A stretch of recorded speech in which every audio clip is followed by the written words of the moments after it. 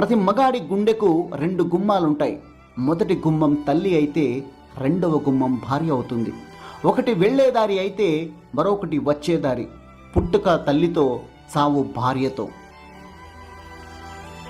పిల్లల్ని కనిపించడంలో, సంసారం సరిదిద్దడంలో, ఉద్యోగం చేయటంలో, ఉన్నతంగా ఉండటంలో ఆడది దేనిలో తక్కువ కాదు, ఒక్క సమాజం చూసే చూపుల్లో తప్ప.